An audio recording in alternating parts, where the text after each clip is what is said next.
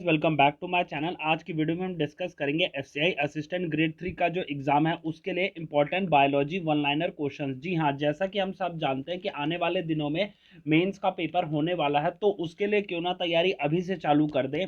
और आज की वीडियो में मैं आपसे ऐसे एक इंफॉर्मेटिव कंटेंट से आपको पढ़ाने की कोशिश करूंगा जिससे आप एक क्वेश्चन से एक साथ दो या तीन क्वेश्चंस आपके क्लियर हो पाए। तो चलिए शुरू करते हैं और डिस्कस करते हैं biology one liner questions which are important from the perspective of FCI assistant grade 3 exam. अब सबसे पहले मैं आपसे एक क्वेश्चन पूछता हूं, what is the longest bone of human body. ये है इसका आंसर फीमार। जी हाँ, फीमार एक बोन होती है जो लॉन्गेस्ट बोन होती है हमारे ह्यूमन बॉडी की।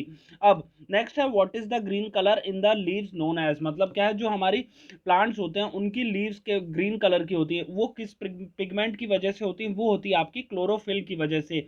ये क्वेश्चंस क्या है कि previous year different different SSC के एग्जाम में, एफसीआई के एग्जाम में आए हुए हैं।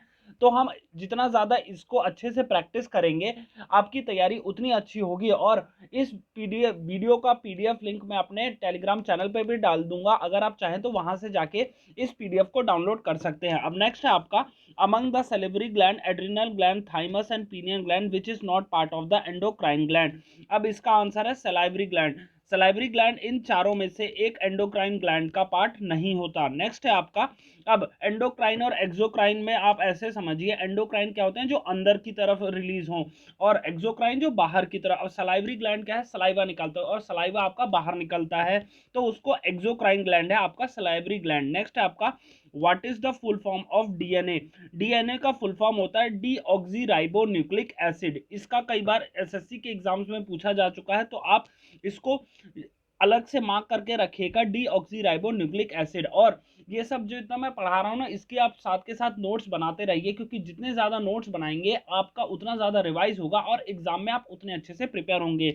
नेक्स्ट है आपका, the directional growth in plants in due to touch is called thigmonasty. जी हाँ, टच मतलब क्या है कि छुई मुई प्लांट होगा एक, उसको अगर आप टच करते हैं वो श्रिंक हो जाता है, तो उस मूवमेंट को क्या कहते हैं, थिग्मोनास्टी। आपको थिग्मोनास्टी कहते हैं उस मूवमेंट को। नेक्स्ट है, a person with the blood group is considered to be universal donor. Universal donor मतलब वो किसी को भी खून दे सकता है। जी हाँ, ओ नेगेटिव होता है उस बंदे का ब्लड ग्रुप जो यूनिवर्सल डोनर कहा जाता है। नेक्स्ट है आपका, the smallest living bird is humming bird.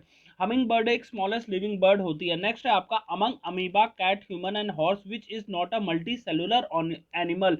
Multi cellular मतलब क्या है, सिंगल, जिसमें बहुत सारे सेल्स हो बॉडी में, तो अमीबा एक ऐसा सिंगल सेल यूनिसेलुलर ऑर्गेनिज्म है, तो वो होगा अमीबा। नेक्स्ट है आपका, among caterpillars, villi, veins and arteries which is not part of circulatory system. Villi is not part of circulatory system. Circulation मतलब जैसे आपके जो ब्लड वेसल्स हैं या फिर आर्टरीज वेन्स क्या है, ब्लड आपका इधर से उधर ले जाती हैं, तो वो सर्कुलेशन में काम करती है। तो ये तीनों तो कैपिलरीज, वेन्स एंड आर्टरीज आपका ब्लड सर्कुलेट करते हैं, बट विली सर्कुलेट नहीं करती। नेक्स्ट है आपका, dash is the smallest bone in human body, stapes. जी हाँ, स्टेपीज आपका सबसे बड़ा है, और वही लॉन्गेस्ट अभी थोड़ी देर पहले डिस्कस किया वो है फीमार, आपका लॉन्गेस्ट बोन जो है आपकी बॉडी की। नेक्स्ट है आपका 11th, what is called the process by which genetically individual identical individuals can be produce. Cloning. Cloning मतलब क्या है, क्लोनिंग से आप genetically individual same individuals produce कर सकते हैं। मतलब क्या है, जैसे जो जुड़वा बच्चे होते हैं वो उनको उस प्रोसेस को प्रोड्यूस करने को कहते हैं क्लोनिंग। नेक्स्ट है आपका, xylem works in water, xylem dash carries plants. Next है आपका, xylem works water in plants, मतलब क्या है, देखिए प्लांट में दो तरह का एक सेल्स, जैसे हमारे में सर्कुलेशन के लिए होता है जाइलम एंड फ्लोएम होते हैं प्लांट्स में। अब जाइलम जो है आपका वाटर कैरी करता है और फ्लोएम जो है आपका फूड कैरी करता है। जी हाँ, तो और वाटर कहाँ से कैरी करेगा, वो रूट से, डिफरेंट डिफरेंट प्लांट्स, क्योंकि रूट्स ही जो है प्लांट का जो है वाटर कैरी करती हैं, तो वैसे ही जाइलम वाटर कैरी करता है और फ्लोएम आपका फूड। आप ऐसे याद रखिए, फ से फ्लोएम और फा से ही फूड, तो आपको एक तरह से हमेशा याद रहेगा कि फूड है तो फ है, फ्लोएम होगा, और वहीं जाइलम जो है उसका ऑपोजिट वाटर कैरी करेगा। नेक्स्ट आपका, अमंग यूरेट्रा, यूरेट्रस है ये वैसे, ureter, bronchi, urinary bladder and urethra which is not part of the urinary system. अब इसका आंसर है urinary bladder is not part of the urinary system. Next है आपका dash is responsible for transportation of oxygen in humans, मतलब क्या है, ऐसा कौन सा पिगमेंट है जो ह्यूमन बॉडी में ऑक्सीजन ट्रांसपोर्ट करता है, वो है आपका हेमोग्लोबिन। जी हाँ, हीमोग्लोबिन ही है जो ट्रांसपोर्टेशन ऑफ ऑक्सीजन करता है ह्यूमन बॉडीज में। What is the name of the first mammal clone? डोली। डोली एक ऐसी पहली मैमल थी जिसको क्लोन किया गया था। नेक्स्ट है the brain is a part of the, अब नर्वस सिस्टम में हमारा ब्रेन जो है एक पार्ट है, उसको कहते हैं the brain is part of the nerve system. अब नेक्स्ट है आपका dash is called the power house of the blood. अब mitochondria is called the power house of the blood. जी हाँ, जैसे सेल्स में ना छोटे छोटे पावर हाउस होते हैं जो एक एनर्जी जनरेट करते हैं, उसको कहते हैं power house of the cell, वो है माइटोकॉन्ड्रिया। नेक्स्ट है in any food chain who occupies the top level? Man occupies the top level in any food chain. Next है आपका transmission is a non essential life process. अब इसका option नहीं था book में, तो ये ऐसे ही याद रख लीजिएगा, transmission is a non essential life process. अब the part of leaf which connects it to the stem, मतलब क्या है, जैसे आप ये जो छोटी सी डंठल देखते हैं लीफ में ऐसी बनी हुई, इसको कहते हैं स्टॉक। जी हाँ, स्टॉक कहते हैं, जो कि ब्रांच से कनेक्ट करती है लीफ को, उसको स्टॉक कहा जाता है। नेक्स्ट है एज पर the text Charak Samhita how many bones are there in a body? Charak Samhita के अकॉर्डिंग 360 बोन्स है हमारी बॉडी में। तो गाइस एक और चीज मैं आपको साथ के साथ सजेशन देता रहता हूँ कि ये सब जितना भी है आप एक कॉपी में लिखते रहिए और हर दिन इसको रिवाइज कीजिए। अब आप कहेंगे कि डेली रिवाइज करना पॉसिबल नहीं है। रिवाइज करना मतलब क्या है, एक हल्की सी नजर मान लीजिए। क्या होगा कि सपोज आप जैसे किसी क्लास में पढ़ते हैं, अब क्लास में आप एक साल डेली गए, उसमें 50 बच्चे थे। अब उन 50 बच्चों को चाहे आप 10 साल बाद भी मिलेंगे ना, अगर उनके सेम फेशियल रिकॉग्निशन हैं तो आप उनको पहचान जाएंगे। तो सेम वही है क्वेश्चन के साथ, अगर आप डेली डेली सिर्फ खाली देखेंगे ही, तो आप जब ये पेपर में आएगा आप खुद से रिलेट कर लेंगे, यार इसका तो मैंने ये पढ़ा था। तो ये एक ट्रिक है जो कि मैंने इस्तेमाल की थी अपनी तैयारी के टाइम, और अभी के लिए आप ऐसे ही अपनी एक कॉपी बनाइए और कॉपी में साथ के साथ नोट करते रहिए। नेक्स्ट है आपका which juice secreted by organs in the alimentary canal plays an important role in the digestion of fats? Bile juice and pancreatic juice secreted by organs in the alimentary canal plays an important role in the digestion of fats, मतलब क्या है, fats जो है bile juice और pancreatic juice की वजह से digest हो पाते हैं। नेक्स्ट है आपका among soybean wheat fish and gram which is not a major source of protein. अब व्हीट में क्या है आपका, कार्बोहाइड्रेट्स होते हैं। जी हाँ, कार्बोहाइड्रेट्स होते हैं व्हीट में, तो वो एक इंपॉर्टेंट, बाकी सोयाबीन फिश और ग्राम ये सब जो है प्रोटीन मिलता है इनसे।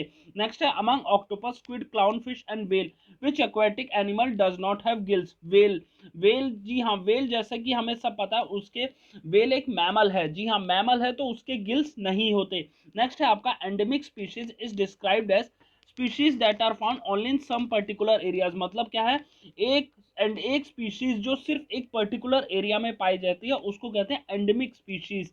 नेक्स्ट है इसका muscle cramp is caused bye accumulation of lactic acid. अब ये क्वेश्चन कई बार डिफरेंट डिफरेंट एग्जाम्स में आ चुका है, तो याद रखिएगा मसल क्रैम्प किस वजह से होता है, वो होता है एक्यूमुलेशन ऑफ लैक्टिक एसिड से। नेक्स्ट है आपका what is the role of muscle secreted by stomach? Mucus, sorry mucus है ये। What is the role of mucus secreted by stomach?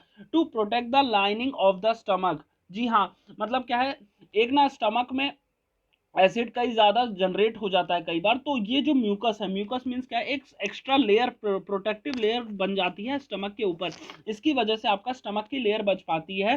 तो इसको एक क्या, म्यूकस का क्या रोल होता है, वो होता है स्टमक की जो ये थिन लेयर अंदर वाली है उसको प्रोटेक्ट करना, म्यूकस को, म्यूकस से, सॉरी। और क्वेश्चन नंबर 28 है malaria and visceral leishmaniasis are caused by protozoa. अब याद रखिएगा मलेरिया किससे होता है, मलेरिया होता है प्रोटोजोआ से।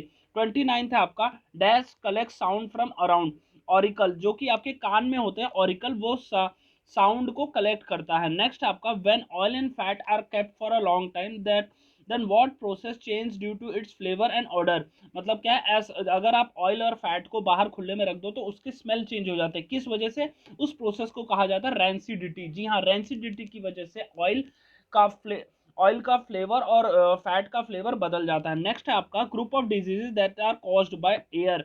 आपका ट्यूबरक्लोसिस जिसको हम टीबी कहते हैं, निमोनिया, इन्फ्लुएंजा, ये तीनों जो हैं ग्रुप ऑफ डिजीजेज जो हवा के हवा के कारण फैले जाते हैं। नेक्स्ट है आपका dolphin, pineapple and whale fish are called as cetaceans. ये इंपॉर्टेंट है, इसको याद रखिएगा। Scurvy disease is caused by deficiency of vitamin C. ये भी इंपॉर्टेंट है, विटामिन की लॉस के कारण, डेफिशिएंसी के कारण कई बार क्वेश्चंस पूछे जाते हैं। तो scurvy disease is caused by deficiency of vitamin C. Bananas colour become brown because of. अब आप केले को अगर बहुत देर तक खुले में रख देते हैं तो उसका कलर जो है ब्राउन हो जाता है। वो किस वजह से होता है?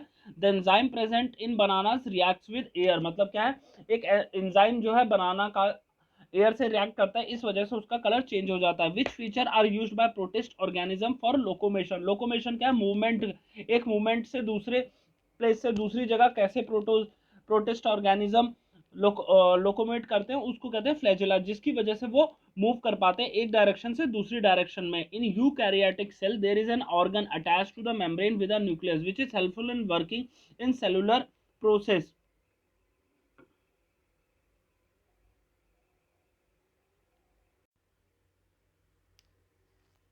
अब इसमें क्या है कि इन यूकैरियोटिक सेल आपका न्यूक्लियस जो है बाकी सेल कंपोनेंट से अलग होता है। उस प्रोसेस को क्या कहते हैं? सेलुलर प्रोसेस आइसोलेशन उसको कहते हैं, जिसकी वजह से आपका न्यूक्लियस जो है बाकी सेलुलर कंपोनेंट से अलग हो पाता है। नेक्स्ट है आपका bedaquiline medicine was developed for the treatment of which disease? MDR TB. Next है आपका if the milk is kept outside fridge in summers then it is soured. The reason is, अगर मिल्क को बाहर रख देते हैं हम फ्रिज से तो उस वजह से मिल्क जो है खट्टा हो जाता है। तो उसका क्या रीजन होता है? उसका रीजन होता है लैक्टोज जो होता है वो कन्वर्ट हो जाता है लैक्टिक एसिड में या फिर लैक्टोज एसिड में, जिसकी वजह से हमारा जो मिल्क है वो कन्वर्ट हो जाता है खट्टे में। तो गाइस ये थे क्वेश्चन जिसमें बायोलॉजी वन लाइनर क्वेश्चन थे जो कि जीडीएस एग्जाम में पूछे जा चुके हैं और डिफरेंट डिफरेंट एग्जाम्स में भी पूछे जा चुके हैं। अगर आपको मेरा पढ़ाने का तरीका पसंद आया हो या फिर आप ऐसा ही कंटेंट और चाहते हैं तो प्लीज़ इस वीडियो को लाइक कीजिए और चैनल को सब्सक्राइब कीजिए, जिसमें नेक्स्ट में ऐसे इंपॉर्टेंट क्वेश्चन की सीरीज आपके लिए लाऊंगा और आपकी प्रिपरेशन और अच्छी हो पाएगी एफसीआई असिस्टेंट ग्रेड 3 एग्जाम के लिए। ये था आज का video. Thank you for watching.